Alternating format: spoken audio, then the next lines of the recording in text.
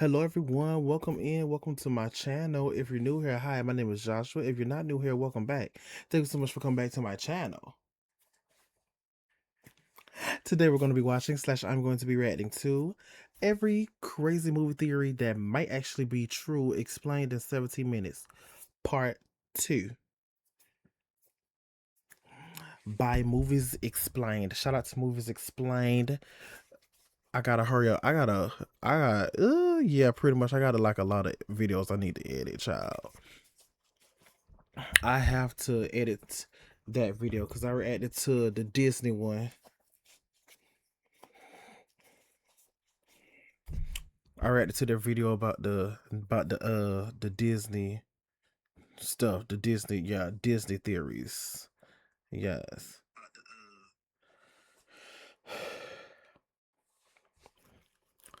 So alrighty, let's go ahead. Let's dive on in, shall we, my babies? That video, child. That video. That'll be out sometime next week. Maybe this, yeah.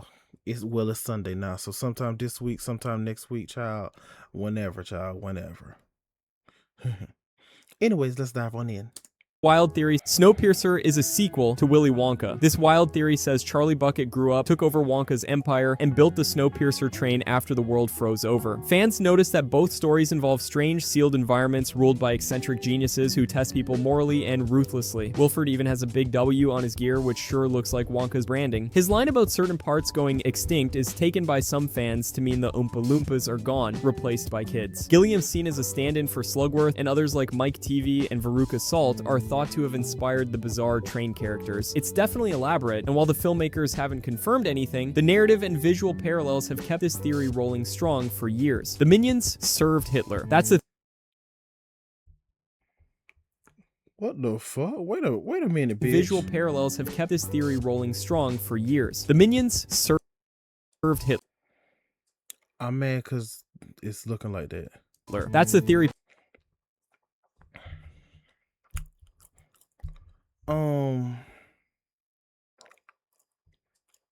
No tea, no shade. They probably did because I think the Minions movie. I think it was the Minions movie, and they old as fuck. Like, girl, the Minions are old. Them niggas was around since. Yeah, them niggas was around since the Ice Age. So shit, they probably did serve Hitler, girl. Jesus Christ. And I mean, Groot is evil and Hitler is evil, so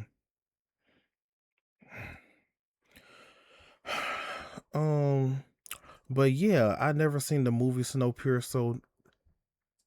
I never seen the movie Snowpiercer nor the series Snowpiercer.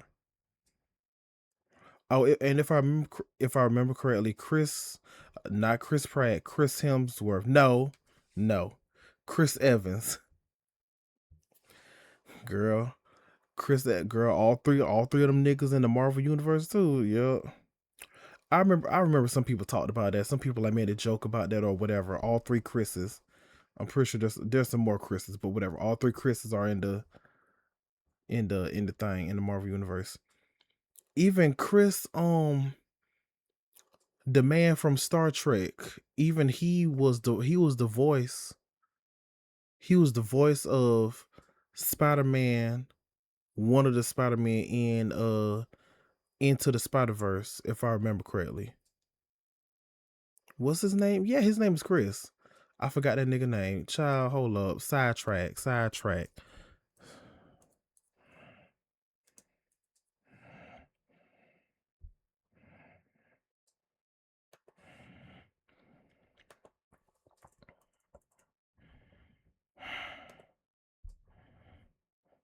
Chris Pine. That's his name. Chris Pine. As soon as I seen his face, it came into my head, child. Yeah, there are so many Star Trek movies, and there might be more I don't know. There might be more Star Trek movies than there are Star Wars movies. I don't know. But yes, and Chris Pine, child. The only one that's not in there is Chris Rock, as far as I know. And I'm pretty sure there's some other Chris's in Hollywood.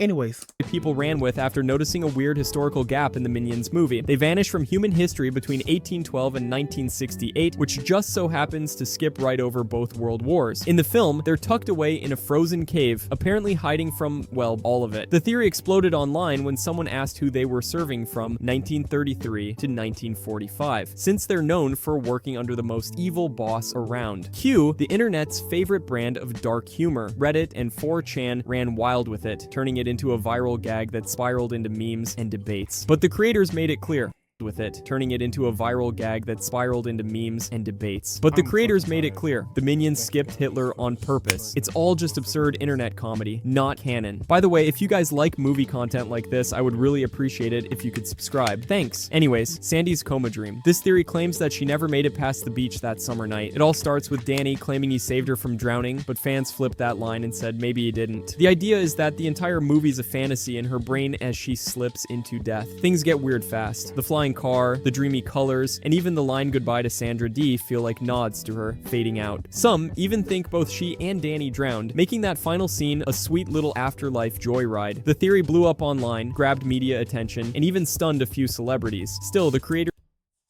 yep, because I remember hearing about it. totally shut it down. They say Sandy's alive, dancing, and nowhere near a coma, but fans, they can't let it go. E.T. is a Jedi. That's the theory built on his telekinesis, healing touch, and creepy little mind melds with Elliot. When he spots a Yoda costume and freaks out like he knows the guy personally, fans jumped on it. The whole thing's fueled by the real-life romance between Spielberg and Lucas, who stuffed nods to each other's work into their films like two nerdy kids trading stickers. Lucas even dropped E.T.'s species into the Galactic Senate in The Phantom I forgot about that. nerdy kids trading stickers. Lucas even dropped E.T.'s species Yes, I forgot about that. I remember hearing about this a long time ago, like a long time ago. But yeah, but it wasn't like around the theory that ET is a Jedi. But yeah, I remember hearing about this. The ET's aliens, ET aliens, the whatever. into the Galactic Bitch. Senate in The Phantom Menace, which only added fire to the Jedi talk. Some fans pushed it further and called him a secret Sith, pointing to Force healing, but most stick with Jedi. Officially though, none of this is canon. It's just a secret Sith theory with solid Easter eggs and a very weird energy signature. Mary Poppins and Pennywise are the same species. This theory claims these two magical weirdos are emotional vampires with a flair for theatrics. Poppins shows up every 25 years to feed on happiness, while Pennywise Girl, that what? She does? Bitch, that sounds like Jeepers Creepers, bitch. But it was every 24th, every 25th summer, something like that. in every 27 to snack on fear. Both flow Oh, every 27, every 27.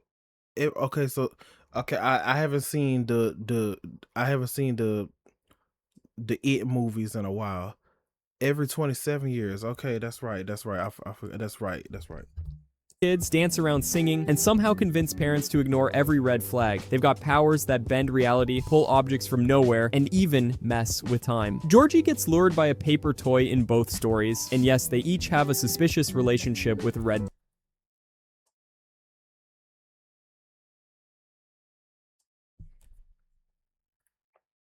Lured by a paper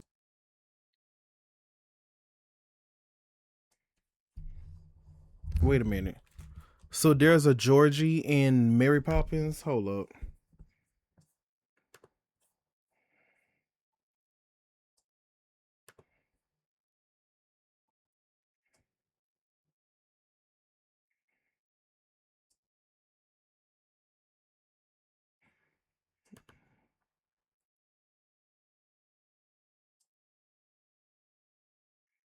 Oh my god.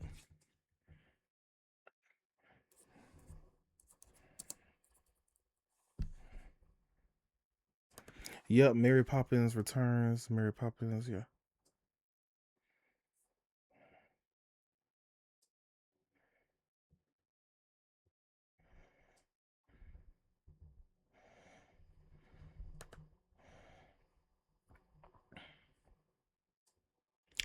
Bitch.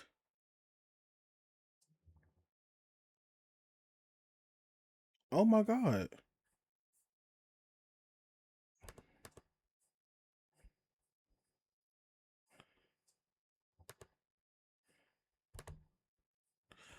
Yeah, I never seen neither one. Mary Poppins nor Mary Poppins Returns. Just a spoonful of sugar and your fears are gone. Supercalifragilisticexpialidocious is it might be quite atrocious, something like that, something like that. That's all I know from it.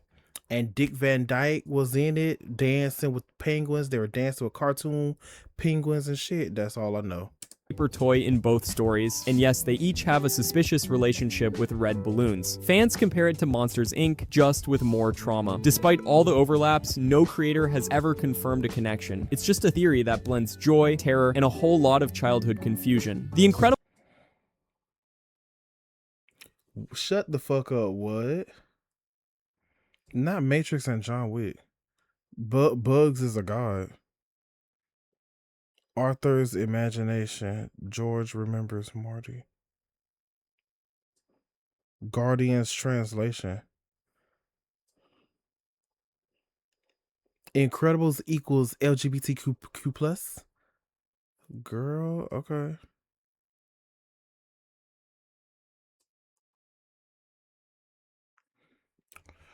Um,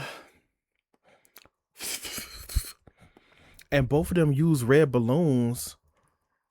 But if both of them are the same species of intergalactic being, it'll be crazy that both of them use red balloons, are fascinated or whatever by red balloons, or they know. I guess they know that us humans, something about the color red. They know that us humans are like something about the color red does something to us. I don't know, something like that. But I would think. But I was thinking, she's like in a parallel universe. She's Pennywise, however, she's good. Like she's good. Pennywise is evil, and in the parallel universe, she's good. She's good. Basically, he's Elphaba, she's Glinda. But then again, no, because Elphaba is not actually evil, so he's Madame Morrible and she's Glinda. Anyways, are a metaphor for the y'all know what I meant. LGBTQ plus experience. This theory sees the family's secret powers as symbolic of queerness. They're forced to hide who they are, blend in, and suppress their real identities to avoid backlash. Yep, sounds very familiar. Sound familiar? Violet literally disappears when she's anxious, Dash has to tone himself down at school, and Bob sneaks off to be himself in secret. It mirrors how DL. Oh, bitch. queer people navigate a world that tells them to stay invisible. Fans also point to the second film's introduction of Void, who shows instant admiration for Elastigirl and acts like someone finding a role model in a closeted world. Pixar hasn't confirmed anything, but the emotional beats, identity tension, and coded language definitely fit a queer reading. It's not canon, but it resonates. The Cars outlived Whoever came up with that theory, you ate that up. humans. That's right, Pixar's cheerful racing world is actually a post-human Earth, where self-driving vehicles became sentient after we disappeared. These cars adopted human culture from whatever data was left behind. Language, architecture, even social norms, and now live out a simulation of human life without knowing it's artificial. Buildings still have doors and windows shaped for people, road signs are readable, and RVs have interiors no car could ever use. Fans believe the cars inherited everything, maybe even memories, and just kept going, evolving without their creators. With no people left, machines took over. Pixar never confirmed it, but the clues definitely make the whole world feel a little eerie under the hood. Cobb is the architect. In Inception, Dom I want to see Inception again. I want to see Inception again. I seen it once, and that was a long time ago. I want to see it again. I loved it. Cobb is not just a dream thief, but the one designing the entire reality of the film. Fans point to his obsession with the spinning top and his wedding ring, both acting more like symbolic distractions than real totems. The world around him bends effortlessly, which only architects are supposed to control. Some argue the whole mission is staged to help Cobb escape his own dream, not infiltrate Fishers. Ariadne becomes more like a therapist than a student, guiding him through his guilt, and Saito's final promise could be interpreted as a wake-up call. There's no definitive answer, of course. Nolan's whole point is the uncertainty. But Cobb's control over the dream logic makes a strong case that he's not navigating someone else's world, he's building his own. The Matrix caused the events of John Wick. This theory suggests... What? So the Matrix is the reason why them niggas killed his dog?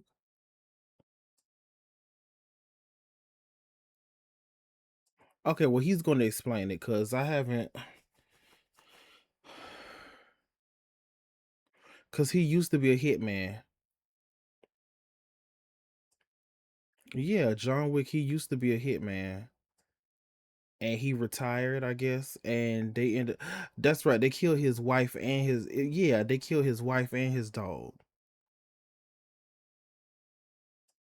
Wick's world is a simulation inside the Matrix itself, either as a newer version or a combat program to train Neo. The clues stack up fast. Keanu Reeves moves exactly like he did in the Matrix, with the same calm control and impossible reflexes. Fight scenes freeze crowds mid-step, bullets fly with zero civilian panic, and the world runs on secret rules and impossible odds. Lawrence Fishburne pops up again, playing a mysterious underground figure just like Morpheus. The directors of John Wick even worked on the Matrix, and it shows. Some fans go further and say Wick is a past version of Neo, stuck in a new loop. Nothing's confirmed, but it explains the weird physics and eerie calm that surrounds all the chaos. Bugs Bunny is a god. Fans noticed he never loses unless he wants to, warps reality without effort, and cheats death like it's part of his job. He pulls entire outfits, tools, and pianos from nowhere, casually rewrites like it's part of his job. He pulls entire Grade A characters. Outfits, tools, and pianos from nowhere, casually rewrites scenes, and once even fought the animator in a meta battle for control. Redditors argue he knows the outcome of every story from the start, making him more of a playful deity than a cartoon rabbit. Scholars have compared him to figures like Loki or Buddhist tricksters, who use humor to mock seriousness. It's never been confirmed by Warner Brothers, but Bugs always walks away smiling, untouched, like he's in on a joke the rest of the universe doesn't get. Doc Brown lost his mind. That's the I heard about that.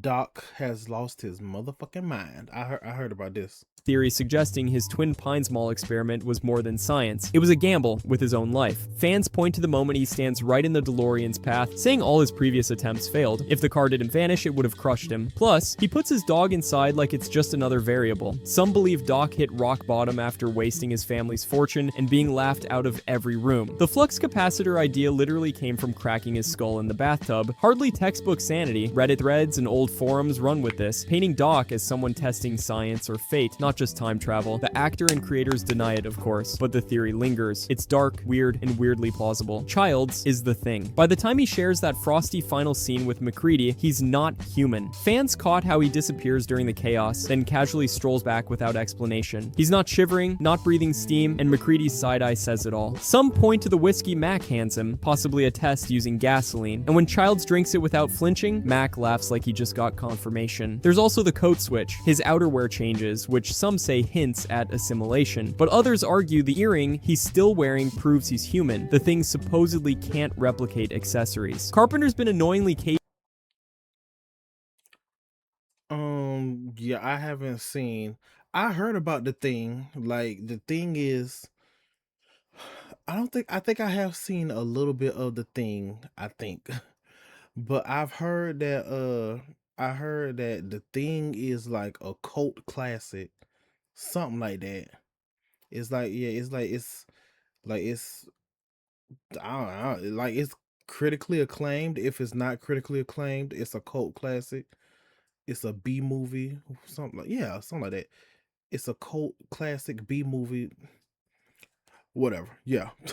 saying the mystery was the whole point. So whether Childs is an alien or just really chill under pressure, the theory thrives because it never gives a clear answer. Blair Witch has a time loop twist. The characters in the Blair Witch Project aren't just lost, they're trapped in a bending, looping pocket of time. Fans notice their map becomes useless, directions stop making sense, and they keep ending up at the same creepy landmarks. Then there's the big one. The burned down house from the 1940s suddenly reappears, completely intact. That shouldn't be possible unless they've somehow slipped backward in time. The 2016 sequel ramps it up, characters lose track of days, sunlight vanishes for no reason, and they watch footage that they haven't filmed yet. Some even theorize the tapes from the original movie exist because the witch sent them back in time. There's no official confirmation, but the clues are everywhere, and they're unnerving. Bikini Bottom is a nuclear test site. Now, I know Okay, I heard about that.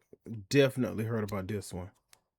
it's a TV show, but this wacky undersea town may actually exist because of Cold War era atomic bombs. Bikini Bottom's name isn't subtle. It's a direct nod to Bikini Atoll, where the US detonated 23 nuclear weapons between 1946 and 1958. Fans think the radiation mutated regular sea creatures into sentient beings with jobs, clothes, and bizarre personalities. There's even confirmation from Doug Lawrence, one of the show's main writers, who said the origin was absolutely intentional. The buildings look like old military gear, and the tech underwater mimics mid-century human design. SpongeBob's world might seem silly, but under all the jellyfishing and clarinet solos, it's got a post-apocalyptic vibe hidden in plain sight. Andy Dufresne is guilty. That's the theory flipping the entire story by arguing he's guilty after all. Andy admits he stalked his wife and her lover with a loaded gun while drunk, then conveniently loses the weapon right before they're both found murdered. Fans point out that Elmo Blatch's jailhouse confession, the thing that supposedly clears Andy, is just hearsay. No tea, no shade. What movie? Can you say the movie? What movie?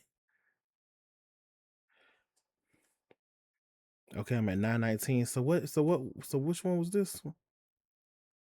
It literally came from cracking his skull in the bathtub. Hardly textbook sanity. Reddit threads and old forums run with this, painting Doc as someone testing science or fate, not just time travel. The actor and creator deny it, of course, but the theory lingers. It's dark, weird, and weirdly plausible. Childs is the thing. See? Why? Damn. You can't wait. The time he shares that frosty final scene with MacReady, he's not human. Fans call like, damn, even see? This is like The Thing is a cult classic, is a damn. It must have did fucking awesome at the box office. Like, for real, it must have been I remember it. Okay, well, I don't know if it is. There was a list. I'm pretty sure there's a lot more movie. Of course, there's a lot more movies on that list now. It was a list of movies that made the top. Like, there was a list of movies that had the most earning. The that made $1 billion. Shit, that made $1 billion or almost $1 billion, something like that. That made $1 billion. Excuse me. Avatar, Titanic.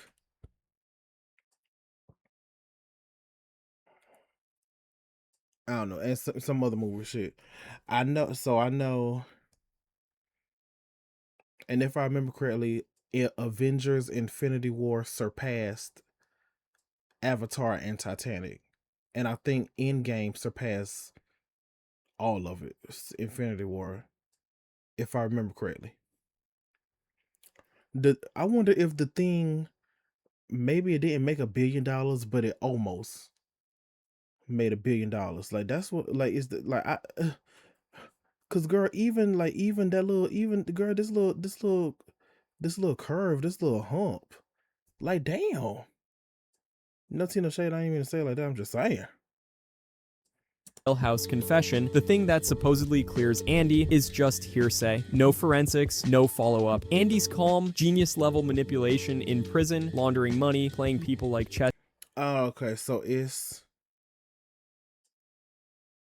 the Shawshank Redemption, I believe. pieces makes him look more like a calculating killer than a misunderstood saint. The official story leans toward innocence, but nothing ever truly disproves his guilt. With no confirmation from the creators, the theory sits there, reshaping the whole movie as a slow burn tragedy of a guilty man who just escaped. Dutch is the template for Terminators. This theory ties Arnold's jungle brawler and Predator directly to Skynet's killing machines. After surviving the Predator's massive self-destruct blast, Dutch supposedly contracts radiation sickness and disappears, details backed by the Predator 2 novelization. Fans say he's scooped up by a sickness and disappears, details backed by the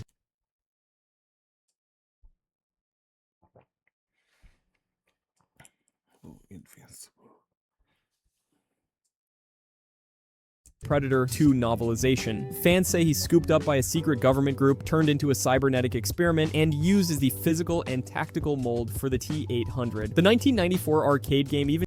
Damn. Say what? Alien vs. Predator. There was an arcade game? That's crazy. And come to find out, there was a Alien vs. Predator video game that came out in 2003. That's what it said. It said it came out in 2003, and that was before. I mean, that was before the movie came out, but obviously that was while they were filming the movie. I'm pretty sure, and they probably done talk to the people. I'm pretty sure they been like whatever. Like, it sounds like I'm making it seem like they like whatever. Like, obviously 20th Century Fox worked on the video game and shit.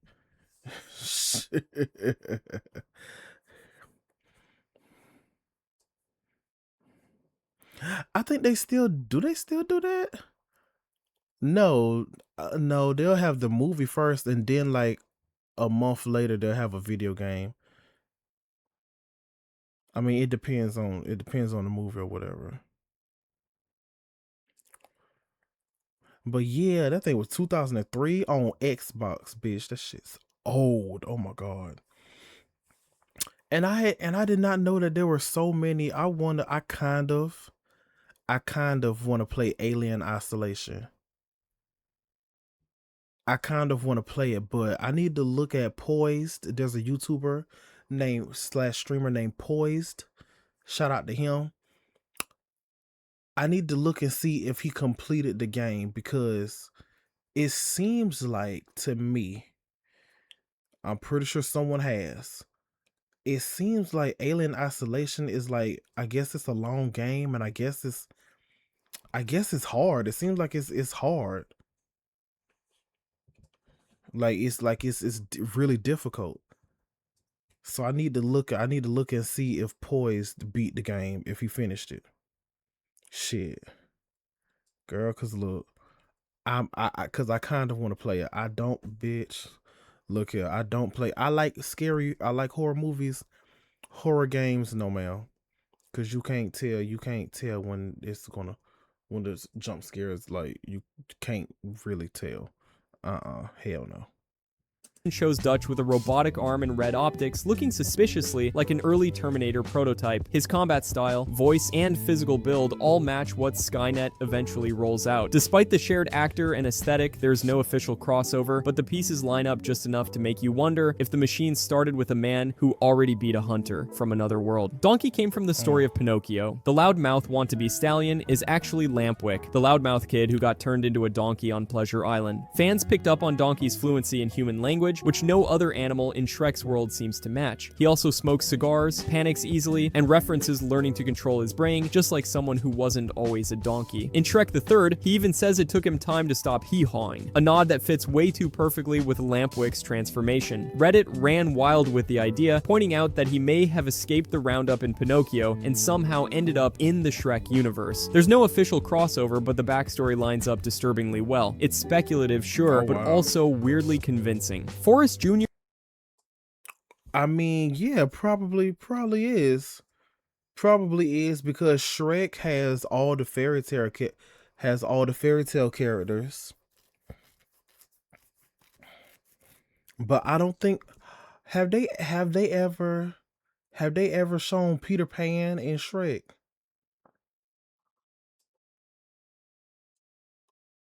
If they have, Have they ever shown? I need to look that up because Peter Pan in Shrek, bitch. Have they ever showed him or mentioned him?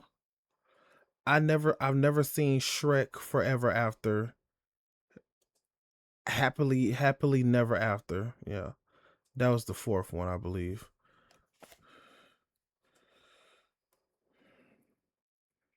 Yeah, that was the fourth one. Yeah, because Shrek 5 comes out next year or 2027, whenever it comes out.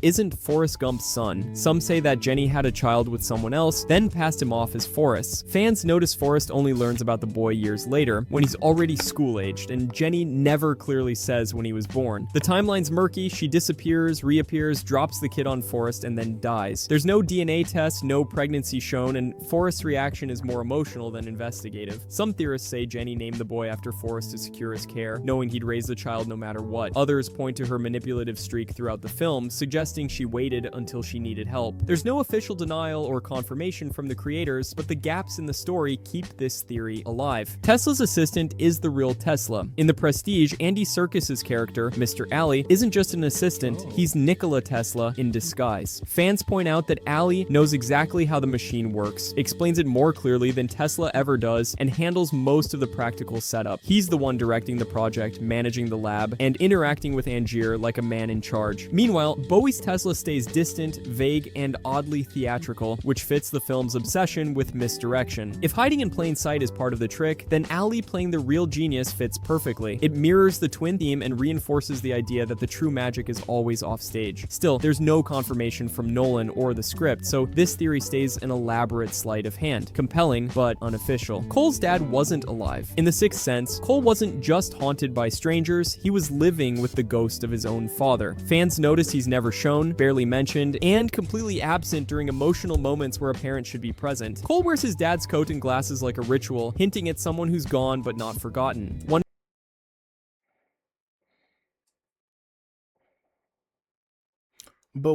that was what? But that was what? But that was the point. We already knew that.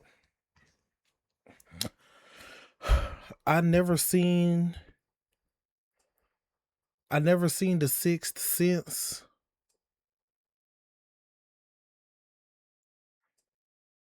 I never seen The Sixth Sense like from beginning to end, but I remember hearing I remember hearing that this 4 months ago. Yeah, I remember hearing that. That's the whole thing for the movie. Come to find out his dad was dead the whole time. He's been seeing ghosts and he's been talking to his dad, who is also a ghost. One family photo even includes just the parents, leaving Cole out entirely, which feels off if he were alive and around. The film makes it clear that ghosts don't know they're dead and show up when they feel compelled, which lines up with how Cole seems used to his presence. Some viewers think his dad was one of the first spirits he ever saw, making his quiet grief more complicated than it looks. It's never confirmed by Shyamalan, but the clues add a layer of loss that fits right in with the film's ghost-filled atmosphere. Jason and Pluto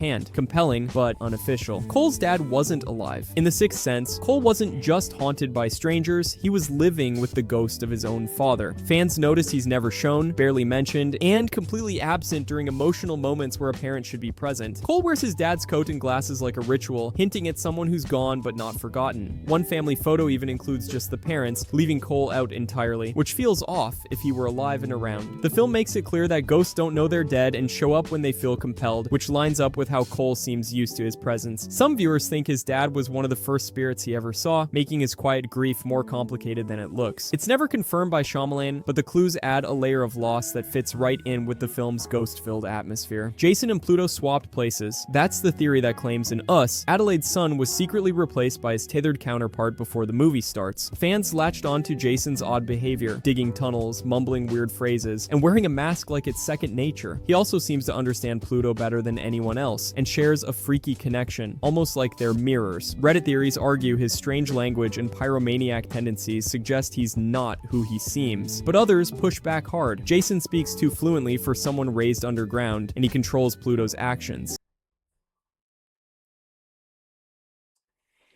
I remember hearing about this, but the thing is, what happened to him? What happened to him? Why is he not talking? What happened? Why he not speaking?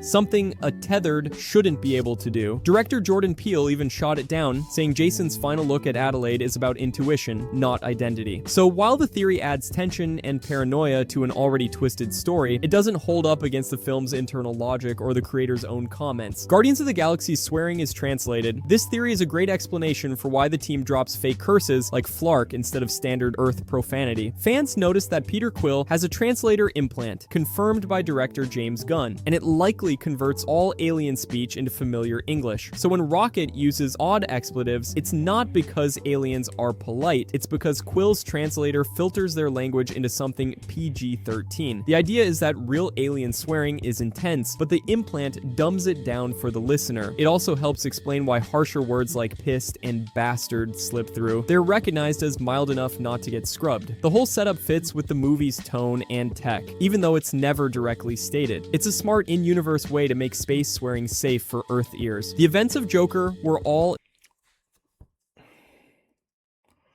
I don't think I ever. Okay, I don't think I ever. I thought they did, but I thought they did curse, like saying the S word. Maybe not. Maybe not. I do need to watch the second one again. I only seen volume 2 once. And volume 1 I got on DVD, and volume 3 I've seen once. Spoiler alert, spoiler alert, spoiler alert. Bitch, the High Evolutionary is a piece of shit. And with that being said, I believe he's still alive. I hope he's still alive. Cause they shot that nigga. They shot him up. If I remember correctly, they shot him, beat him up, whatever. Yeah. But he was laying there, like, and he was like moving and talking, I think. And that was it. If I remember correctly, I think he was gone also.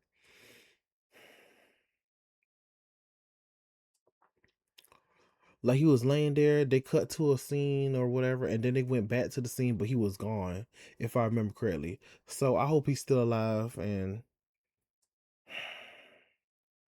hopefully he doesn't have another planet established, a planet, not even a moon-sized planet, not even a dwarf star, dwarf planet, dwarf moon-sized, or excuse me, planet or whatever with humanoid aliens or whatever. Bitch, when I tell you I started crying, girl, I started crying, girl. Rocket was talking to his friends. He was talking to, I think she was a weasel. I think she was a weasel. He was talking to her, and then the other two, they came in the frame. I was like, oh bitch. I was like, oh bitch, oh bitch, oh bitch. Oh my god, like bitch, I was crying, bitch. Oh girl, y'all ain't shit.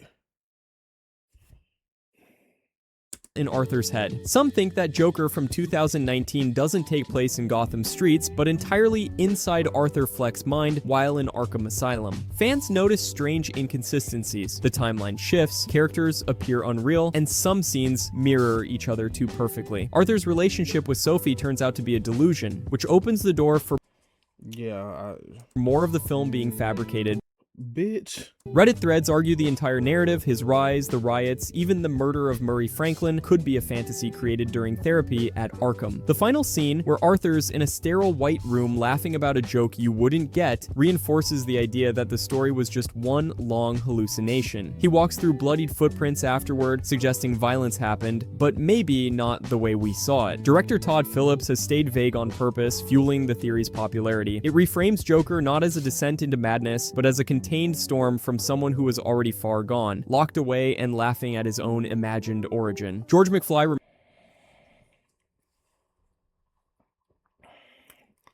I remember, I do remember, what's it, her name Sophie? Yeah, I was like, bitch, what happened? Cause he was there, and I remember he did imagine that it's Sophie and her daughter, and she was like, "Oh my god, please don't hurt us, please don't hurt us." And then he is like, nothing happened. The next scene, he was walking slow mo into his apartment, and I was like, "Oh my god, please don't tell me. I hope he didn't kill them. I hope he didn't kill them." But I guess that's his imagination. But still, bitch. I'm like, girl, I hope he didn't kill them. remembers Marty. In Back to the Future, George eventually connects the dots and realizes the weird kid who helped him in 1955, Calvin Klein, grew up to be his son, Marty. Fans highlight how George, a sci-fi enthusiast, hears Marty drop references to things like Star Wars, Vulcan, and Pepsi Free, none of which existed in 1955, and might have remembered those once Marty's real identity became clear. Add to that Marty's guitar solo, slang, and almost prophetic influence, and George had plenty of clues. He might not say anything in 1985, but theorists argue that's intentional. He's protecting the timeline by keeping quiet. Unlike Lorraine, who fixates on feelings, George is analytical. He'd find the coincidence too large to ignore. Though the creators never confirm this, it fits George's character perfectly. The quiet guy who sees the big picture and chooses not to interfere. If you enjoyed this, I'm going to be posting a lot here. I would greatly appreciate it if you could subscribe. Thanks for watching, and see you next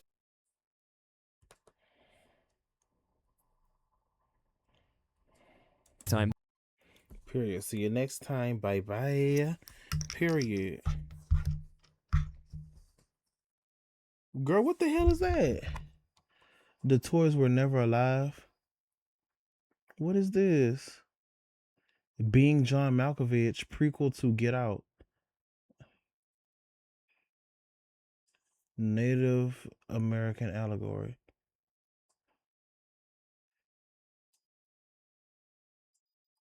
John Coffey is Jesus. Yeah, Pulp Fiction briefcase. If I remember correctly, the Pulp Fiction briefcase, it was something about it had his soul in it. That's what I remember hearing. I remember that theory. Something about, I think the black man, Ving Rhames' character, it has his soul in the briefcase.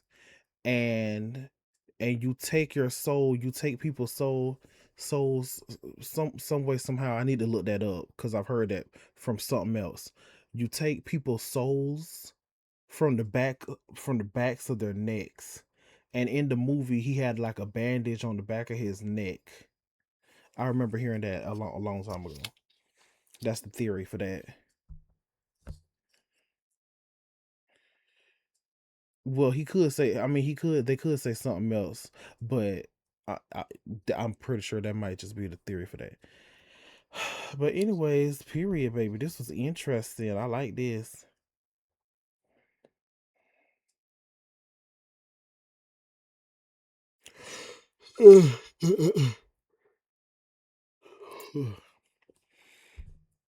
Snowpiercer to Wonka, low key kind of peak. What the hell?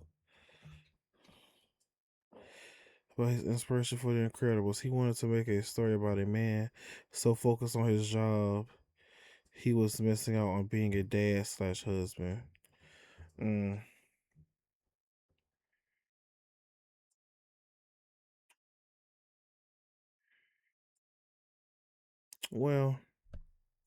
Well, still, I still like that theory though.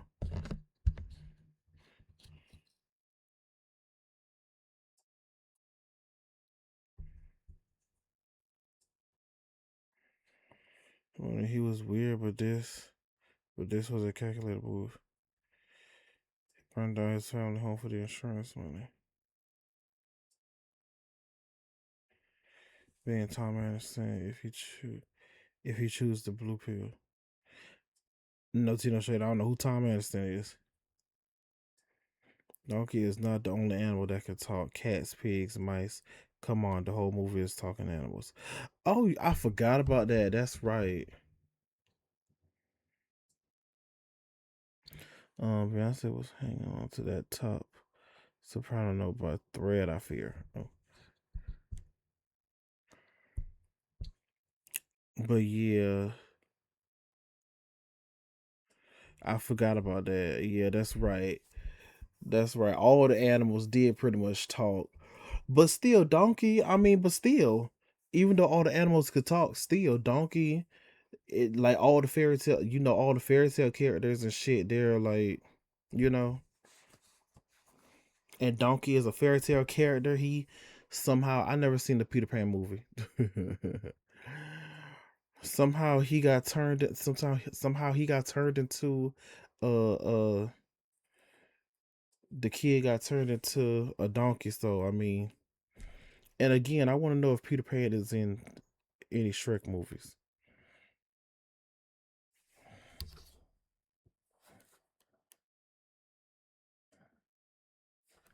What? Stu. Oh, every crazy Scream movie theory. Gail is the true mastermind.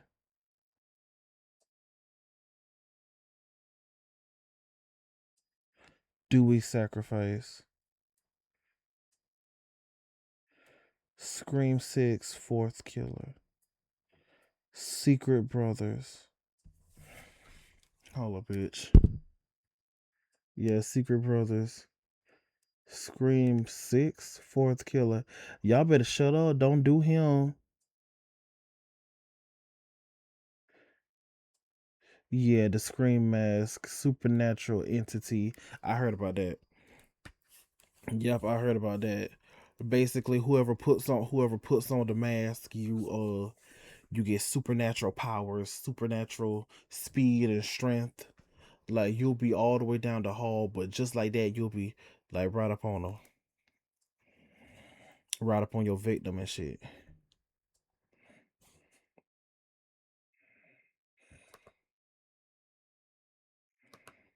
And don't do that. You trying to tell me I forgot his name? I know you're trying to tell me that fine ass nigga, the fine ass nigga, he the fourth killer. You wait a goddamn minute now. Ugh. Shit. But this was interesting, and no Tino Shade. I'm actually a little interested in watching Snowpiercer. I'm a little interested just to see what's up, what's popping, what's going on. The action actioning? Is the plot plotting? Is the writing like? Is the writing and shit like that? Like what's going on? What's up? What's the tea? Shit. So yeah, I'm a little interested in watching Snowpiercer. And I know basically it said like the whole world is covered in snow and whatever, just but still like excuse me. But it's like still who's the antagonist? By any chance does the train will the train stop? Who is someone going to stop the train? If the train stops, will it never move again? Like what like I mean I don't know, I'm just saying. Where is the does the train just go around the world constantly? People living. I think so. Yeah, I think so. I think people are living on the train and it just constantly moves and it goes all around the world, I guess. Yeah, I still want to see it just to know what's popping, what's up, what's going on, what's crack a lacking. You know what? And the thing. I want to see the thing too. Shit. But yes, anyways, thank y'all so much for watching. Thank y'all for stopping by. Hopefully you guys enjoyed. If y'all want to, make sure y'all like, comment, share, subscribe. If y'all want to, only if you want to. I can't make y'all do shit y'all don't want to do, only if you want to. But yes, also make sure y'all love and take care of yourselves. Most importantly, the most important meal of the day. Make sure y'all love and take care of yourselves mentally, verbally, spiritually, emotionally, and physically. Bye bye. See y'all later.